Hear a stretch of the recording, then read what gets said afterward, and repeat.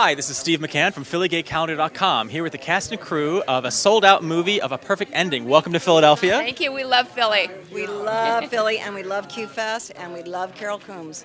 Yes, we do. And you've had movies here before. You've had Elena Undone, and you've also done Claire de Moon. Claire of the Moon, yeah. Which was amazing. I saw that back in college with all my lesbian friends. I love that. So tell us what this movie was about. Well, it's about a woman who has led a sort of life with no purpose and decides to find passion before it's too late. Mm-hmm. Which is a message for all of us. If you're not living the life that you're meant to be, a magnificent, passion-filled life, change it. You're the only one who can. And I love that thing you always say, don't quit 5 minutes before you reach your goal. So I always say, don't settle for less than wonderful, and don't give up 5 minutes before the miracle. Oh, okay. As she almost did, because we cast her the day she quit acting. Yeah, I did. I quit acting. I quit acting just because I love it so much, and getting great roles for women of my age, over 50, over 40, is just impossible. This kind of a role is my once-in-a-lifetime role. And I'm so grateful to get to do it. And so, yes, I had quit acting, and I was eating a cheeseburger and french fries at a cafe when they said, we want to talk to you. So they told me about their new movie, and I thought, oh, sure, I'll go read it for you, Nicole. And so I finished my cheeseburger and french fries and went home and read it. And by the time I read the script and was finished, I was weeping. And I called them right away and said, I have to do this movie. What drew you to this movie? Rebecca is me, but Rebecca is every woman I've ever known. So and men too. And men I feel too, like yes. expectations put on people today to be, what the media wants us to be and how we look and everything else. It's very difficult. Women in particular, but men too. I feel like everybody wants to, have an 8-pack as a, and just look as handsome as George Clooney. And and it's just really hard to watch yourself in the mirror get older and have regrets. And they don't do it so much in Europe, but I remember watching my mother, watching her in the mirror, looking at her neck, as I now do. And she used to say, oh, look, what would this look like? Wouldn't this look good? and that's how we all feel. Nobody feels good enough. And I had an eating disorder for 30 years because I never felt good enough. And Nicole and I talked about that.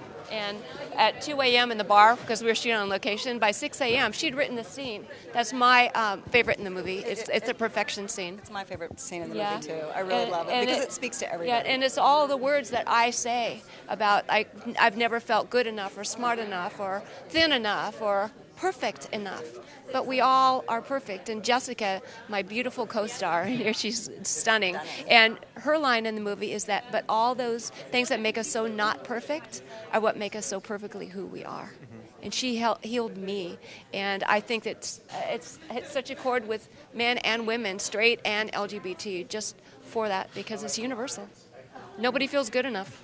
It's time that we did.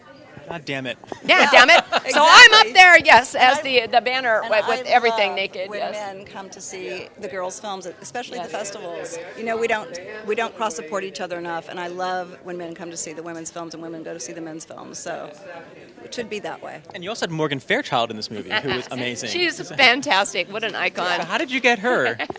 Well, a friend of mine, Steve Tyler, who's one of the Johns in the film, he knows her personally. He's the hand job John. That's actually his name, this character name, hand job John. Something that we all live up to someday. Yes, I said, you come better on screen than anybody I know. Yeah, he was really good.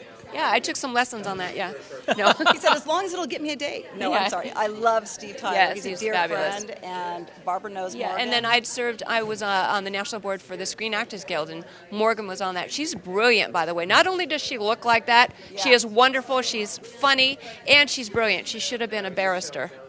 She's brilliant. And now the one thing we've seen a lot with all these movies is a lot of crowdsourcing and grassroots efforts with the movies. So tell me how you guys kind of work that in. Well, my partner, Marina Rice-Bader, who's also the executive producer, decided she was going to try to do a Kickstarter campaign, which is one of the platforms in which you do crowdsourcing. And I never believed it was possible, but she and many other people worked tirelessly, night and day, for 45 days. And when they set a goal of $50,000 for 45 days, right? Yeah. And nobody, seriously, who does that? Right. Yeah. Marina did it. But it's because what she's done is she didn't just take And she didn't just receive, she gave all the way through. So all of the people who donated, they've become our film family. We know them. They came to the set. Really well. They were able to participate in the casting process and go behind the scenes in our first photo shoot and just watch everything. So we're so grateful for them. And I think now that they're going to be in the film family for Soul Kiss's next productions as well. We have over 900 people who made this film. I know. Wow. It's really incredible. And they were involved inside the process. So it was a really extraordinary social experiment. Many of these people have become personally some of our best and closest friends. It's an amazing... So we just had, for instance, our big premiere in LA, and they had a big tribal gathering of the donors at their house. At our house, we had slumber parties. Yeah. Wow. We did. We had a big PJ party.